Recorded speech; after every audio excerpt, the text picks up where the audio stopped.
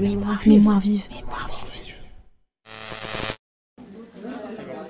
Alors, mémoirevive.tv spécial Girl Power 3.0 avec Joël Doranet. Bonjour Joël. Bonjour. On vient d'avoir notre réunion avec notre club féminin et tu viens de sortir un livre. Peux-tu nous en parler?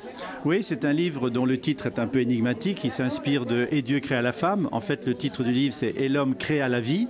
Ce qui veut dire que grâce à une nouvelle discipline scientifique qui s'appelle la biologie de synthèse, des scientifiques d'abord, puis ensuite des industriels, sont déjà presque capables de créer des organismes vivants qui n'existent pas dans la nature, avec toutes sortes d'applications, mais en même temps toutes sortes d'inconvénients. Biohacking.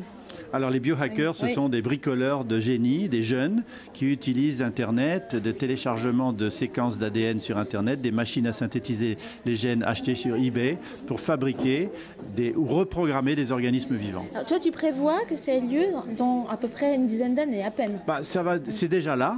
Il y a déjà des jeunes qui font un concours international, il s'appelle iGEM, où ils inventent des bactéries, par exemple, reprogrammées pour détecter des produits dangereux dans l'environnement.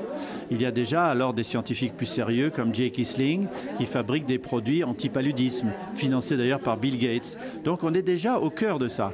Mais dans 15 à 20 ans, ce sera quelque chose dont tout le monde parlera parce que ce sera la première fois que l'homme aura la possibilité de conduire l'évolution biologique qui jusqu'à présent, comme on le sait, s'est fait d'une manière aléatoire par mutation et sélection naturelle. Tout à l'heure, tu nous as très bien expliqué.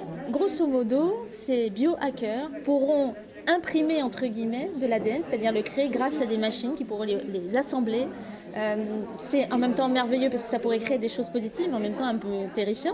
C'est terrifiant parce que ce que font les biohackers et qui est complètement en libre accès sur Internet, c'est en open source. Eux-mêmes disent qu'ils appellent ça le bio 2.0.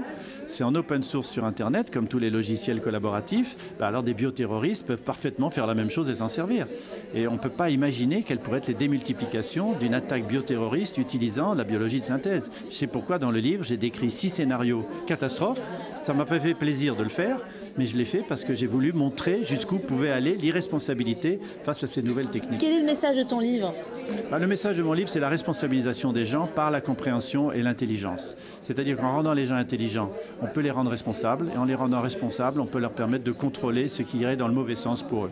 Donc c'est une réflexion fondamentalement éthique. C'est une réflexion philosophique, éthique et en même temps pratique, parce que je donne des tendances et des conseils pour aller de l'avant. Les femmes, tu en as parlé également, la société avec les valeurs féminines, ça ne veut pas dire nécessairement que ce sont les femmes qui les incarnent, ce sont les valeurs environnementales, éducatives, de prise de conscience en fait d'une société aussi, plus de l'empathie. Tu peux nous développer un petit peu? Je pense que les grands axes de la société de demain sur le plan politique vont plus seulement être l'économique, bien sûr très important, la conquête de territoires nouveaux, la domination des uns par les autres. C'est aussi des domaines qui touchent à la santé, à l'éducation, à l'environnement, au partage, à la solidarité, à l'empathie, à l'altruisme.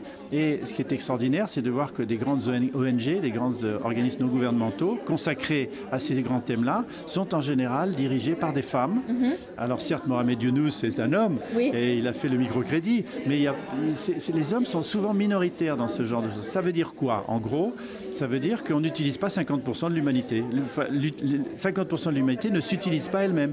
Elle est brimée par une caste dominatrice qui s'appelle les hommes et qui ont fait tout ce qu'il fallait faire pour empêcher d'accéder au pouvoir et aux valeurs modernes de la société de demain, les femmes. Malgré la situation qui, à plusieurs égards, est assez inquiétante au niveau financier ou écologique, tu gardes fondamentalement au fond de toi une image positive. Non, je garde un espoir. C'est pas pareil. Oui. Un espoir, c'est quelque chose qui peut se faire ou ne pas se faire. Et une image positive, c'est déjà préconçu. C'est déjà de dire ça va aller vers le positif. Donc tu espères encore. Je suis un surfeur et je surfe sur une vague où je pense que derrière, il y a de l'espoir. Et l'espoir, c'est la possibilité de se sortir des crises. Ton livre a un blog également? Tu peux nous donner l'adresse? Oui, c'est hommecreavie.com, donc www.hommecreavie.com, sans accent, tout attaché. Et là-dessus, il y a des extraits du livre, il y a des commentaires, il y a des petits films, des dessins animés. Alors je rappelle pour ceux qui sont plus jeunes, qui regardent Mémoire vive, c'est que Joël, tu as prévu il y a environ 35 ans le changement climatique, le téléphone portable, Internet. C'est vrai. Donc on peut se dire qu'en lisant ce livre, on imagine déjà et on peut visualiser la société qui existera dans une dizaine ou une vingtaine d'années. Donc ça mérite quand même qu'on regarde. Merci. Si on veut y participer. Merci Natacha. Merci Joël. Tes questions. Au revoir. Mémoire vive.